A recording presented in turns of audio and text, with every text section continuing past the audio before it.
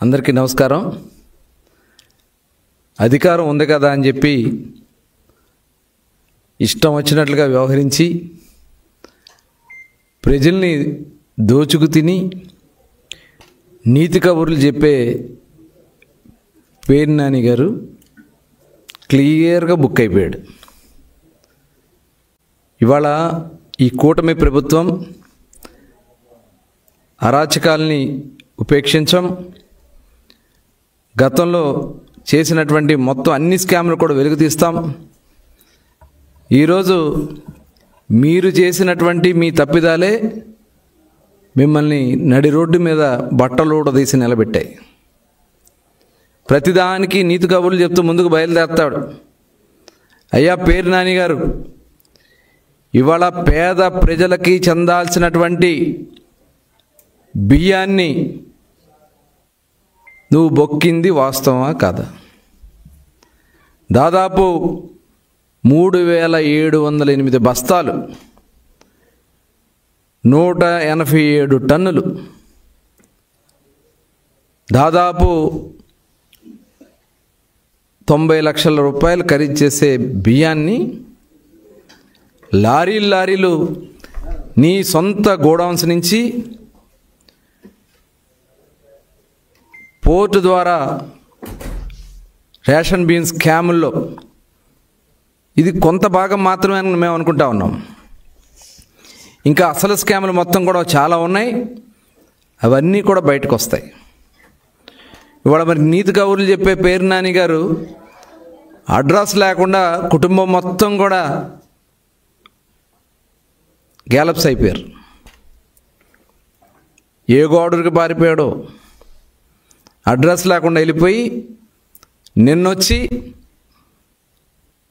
మరి లెటర్ ఇస్తారు, బియ్యం పోయింది వాస్తవమే, డబ్బులు కట్టేస్తా అంటే దొంగతనం చేసి దొంగ వెళ్ళి డబ్బులు కడితే దొరైపోతాడా? అయ్యా పేర్ని నాని గారు, మీరు కూడా మీ సొంత గోడౌన్స్లో దొంగతనం చేసి ప్రభుత్వానికి నేను డబ్బులు కట్టేస్తానంటే నువ్వు సచ్చిరు కాదు. చట్టం ఊరుకోదు. చట్టం మిమ్మల్ని ఖచ్చితంగా ఇవాళ మీ అవినీతి దాహానికి మీ ఆడవాళ్ళని కూడా తీసుకొచ్చి రోడ్డు మీద నిలబెట్టారు కదయ్యా. సిగ్గు అనిపించట్లా మీకు? ఇంత పేదల సొమ్ముని దోచుకోవడానికి మీకు సిగ్గు అనిపించట్లా? ఇవాళ మేమంతా కూడా మొత్తం గోడౌన్స్ కన్స్ట్రక్షన్ దగ్గర నుంచి నీకు రాజకీయమే వ్యాపారం. ఇవాళ నీ గోడౌన్స్ ఎక్కడి నుంచి తెచ్చి కట్టావు? పేదల్ని భయపెట్టి వాళ్ళని బెదిరించి భూములు లాక్కుని పేదలకి స్థలాల్లోంచి మట్టి ఎత్తుకొచ్చి కొన్ని లక్షల ట్రక్కుల మట్టి నింపి దాని మీద అవినీతి గోడౌన్స్ కట్టుకుని అవినీతి గోడౌన్స్లో పెట్టిన బియ్యాన్ని అమ్ముకుని ఇవాళ పేద ప్రజలను మోసం చేసింది వాస్తవమా కాదా? అన్నిటికీ సమాధానం చెప్తావు కదా నువ్వు.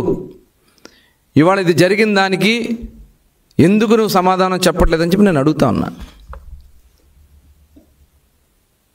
ఇవాళ మీరు చేసినటువంటి మొత్తం బియ్యం స్కామ్ మొత్తం కూడా, రేషన్ బియ్యం స్కామ్ ఒక పక్కన, ఇవాళ చట్టపరంగా మీ మీద ఎలాంటి చర్యలు తీసుకోవాలనే దాని మీద మొత్తం కూడా జరుగుతూ ఉంది.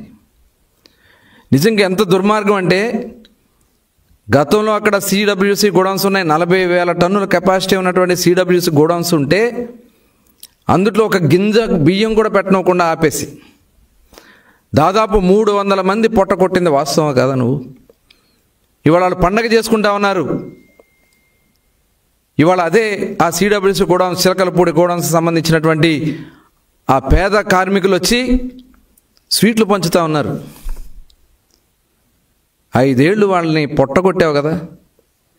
అలాగే కరగ్రహారం గోడౌన్స్లో పని లేకుండా చేసావు కదా. మొత్తం ప్రభుత్వం నుంచి ఏదైతే సివిల్ సప్లైస్ నుంచి వచ్చే బియ్యం మొత్తం కూడా నీ గోడౌన్స్లో పెట్టుకుని ఆ గోడౌన్స్ ద్వారా విపరీతంగా దోచుకుని ఇప్పుడు మొత్తం స్కామ్ అంతా కూడా బయటపడింది. ఇంకా చాలా ఉంది దీని వెనక. మొత్తం కన్స్ట్రక్షన్ దగ్గర నుంచే ఒక అవినీతి మీద కట్టినటువంటి గోడౌన్ అది. అవినీతి కార్యకలాపాలకి నిలయంగా ఆ గోడౌన్ పెట్టుకున్నావు. ఇవాళ భయపడి మొత్తం కుటుంబం మొత్తం కూడా ఊరొదిలి పారిపోయి నిన్నొచ్చి పరామర్శలు, దొంగగా పరామర్శలు. ఈ పెద్ద మనుషులు, మాజీ మంత్రులు, ఎమ్మెల్యేలు, పెద్ద మనుషులు వచ్చి దొంగకి పరామర్శలు. వైఎస్ఆర్ పార్టీ ఒక దొంగల పార్టీ. వైఎస్ఆర్ పార్టీ నాయకుడే ఒక దొంగల నాయకుడు జగన్మోహన్ రెడ్డి. ఇవాళ వాళ్ళు చేసినటువంటి అవినీతి అక్రమాలు బాగోతాలు మొత్తం కూడా ఒక్కొక్కటి బయటకు వస్తూ ఉన్నాయి. కొన్ని లక్షల టన్నులు కేంద్ర ప్రభుత్వం చెప్తా ఉంది, దాదాపు 5 లక్షల టన్నుల బియ్యం మాయమైపోయినాయి. ఎక్కడ పోయినాయి? ఇవాళ ఇన్ని కార్యక్రమాలు మీరు చేసి బుకాయించే కార్యక్రమాలు చేస్తే ఎవరు ఊరుకోరు. మొత్తం మీ స్కాములు మొత్తం కూడా బయటకు వస్తాయి. మీరు బస్సుల్లో చేసిన స్కాములు,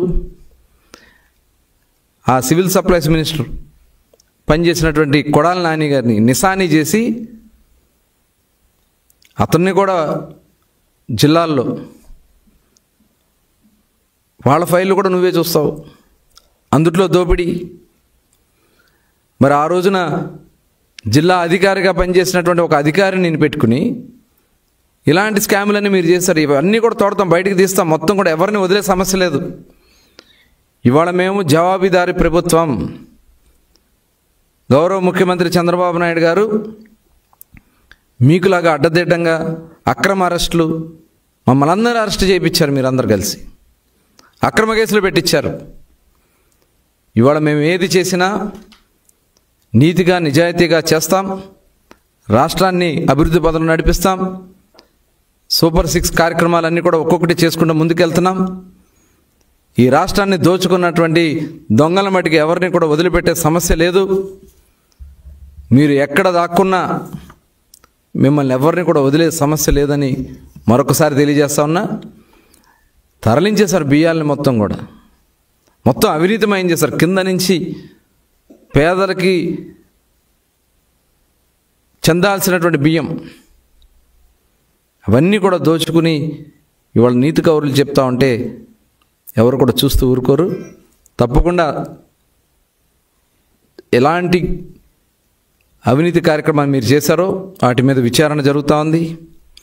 బినామీల్ని పెట్టుకుని మీరు దోచుకున్నటువంటి ఆస్తులు చిట్టా మొత్తం కూడా మా దగ్గర ఉంది.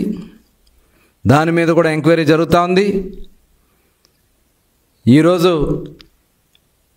మరి బందర్లో, మచిలీపట్నంలో మీరు చేసినటువంటి, మీరు మీ కుమారుడు గంజాయితో అమాయకుల్ని బలి తీసుకున్నటువంటి సందర్భాలను కూడా విచారణ జరుగుతూ ఉంది.